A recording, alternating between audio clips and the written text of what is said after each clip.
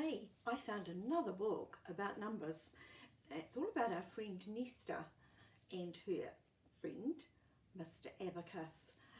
This is written by Julie Liebert and Ross Kennard, and it is also a Scholastic book.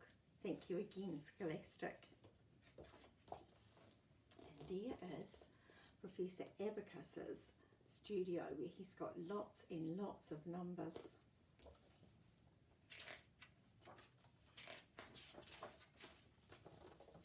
What is the biggest number you know? Asked the face in the window. Oh look, it's our friend Nesta. What's the biggest number you know? The mathematician looked up from his books and scowled. Go away, little girl. I'm busy. Go on, buzz off. I'm miserly, in all my gloom, bumbly, dumbly, dastardly doom. I'll glint my eyes as I sit by the fire and twizzle my beard till it turns to wire. And there is Professor Abacus and Nesta looking through the window. He looked up to make sure she had gone, but there she was staring at him. I didn't mean to be a bother, Mr Abacus. I only wanted a number to take to school. I haven't got any numbers to spare. I've just lost the end of a very important number and I don't have time for silly questions.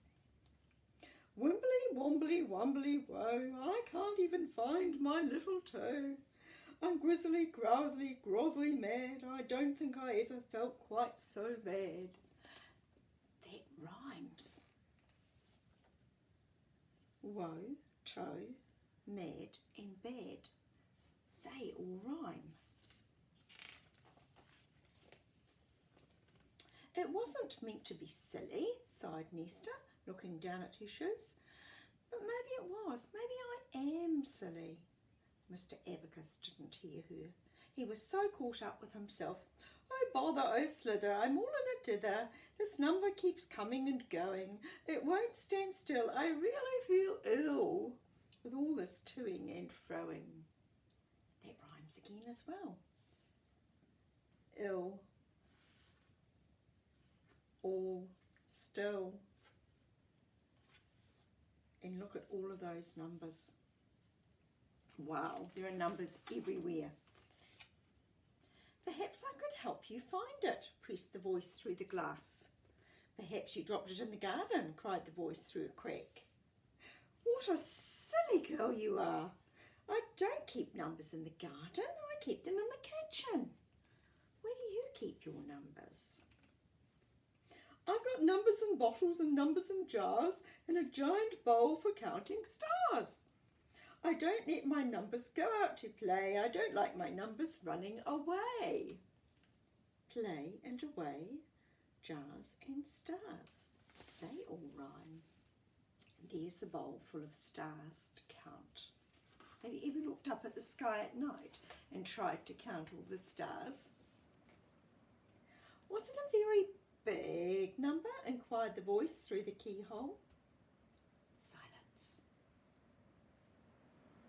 Would the biggest number you know fit inside my head? Heard the voice through the cat door.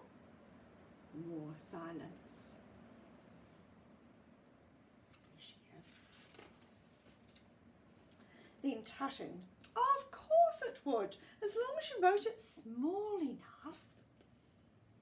Would you give me a number to take to school then? We could write it very small. I don't write my numbers down, he grumbled, and I don't give them away. But I might lend you a number if you're very good and promise to look after it. Oh yes, I promise. Nesta looks rather happy, doesn't she? And I like how the illustrator has put really happy colour, yellow, around her. He opened the door and led her into the kitchen. There on the shelf, row by row, were the most dazzling bottles and jars. Each one was filled to the brim with the numbers. Hundreds and thousands, millions and trillions, zillions in red and green, fractions and decimals, huge gazintas, numbers she'd never seen. Wow, look at all of those numbers. Oh my goodness, they're just everywhere. Here, he said, unscrewing a rather small pickling jar. 5's a good number for a little girl. He pulled out a miserable blue squiggle. Nesta scrunched up her nose. I've already got 5. I need a big number, a really big number, an important number. She stood on her toes and pointed to the tallest jar she could see. I want one of those. And there she is, pointing very high. Sizing her up, he took down an enormous pink glass jar from the highest shelf. He pulled off the lid, being careful not to let any numbers escape, and grasped the biggest number Nesta had ever seen. Oh my goodness. That's 888,888,888, boomed the mathematician. Whoa! Whooped Nesta, her eyes swirling like whirlpools. Now, put it away, said Mr Abacus, and don't take it out until you get to school. Nesta nodded solemnly, folded the number up and put it in her pocket. Oh my goodness, what a big number. It looks huge. On the way to school, she couldn't resist another look. She reached into her pocket and slid the number out, sideways on. And that's what it looks, sideways on. Looks a bit weird, doesn't it? Exactly at that moment, a dog padded by, saw the number, thought it was a string of sausages, leapt up and dragged it out of her hand. Oh no! Oh dear, what's she going to do? Let's find out. No sooner had he gulped down the first 3 8s than the wind blew the rest out of his mouth, over a fence, along a paddock and through the trees, where another 3 got stuck in the leaves. Oh dear. The last 3 flew down the street, past the shops, under the bridge, over the church, behind the steeple and straight into the power lines, where they burst into flames and were reduced to nothing. The end of Nesta's lovely big number. Frizzled, sizzled to 0. Oh no. She couldn't believe her eyes and felt all alone in the street with the wind in the distance and the awful silence of a lost number. Oh dear, what's she going to do? She promised. By the time she got home from school, she remembered that Mr Abacus had also lost a number that morning. So she made him a beautiful big pie with sugar crinkling on top. There it is. That was kind of her, wasn't it? That evening, Mr Abacus was just ticking off a number for misbehaving when he heard a voice at the door. I bet it's Nesta. It's me. There was an accident. I'm really sorry. Please don't be angry. And that's Nesta saying sorry.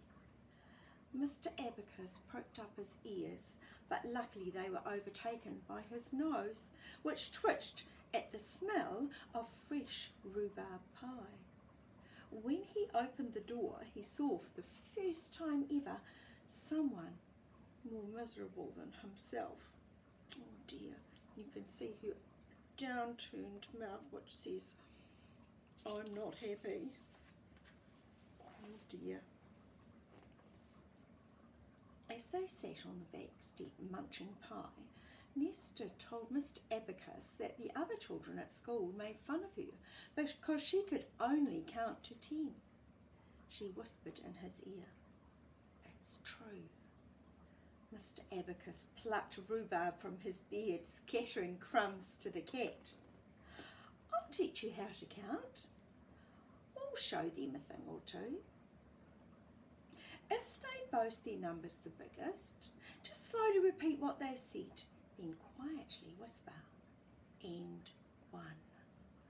And watch them scratch their heads. The biggest number in the whole wide world is the perfect number 1. There's only one perfect you in the world. Without you, there'd be none. Very wise words. Together they sat in silence and summed up the stars as they came out. Nesta counted 10 squillion, 2 quintillion, 9 zillion, 6 billion, 4 million, and paused for breath. 3,847, added Mr Abacus. And 1, chimed Nesta. Hey, that's a really cool story about numbers. I hope you enjoyed it. I love reading Nesta's stories. Until next time, ka kite.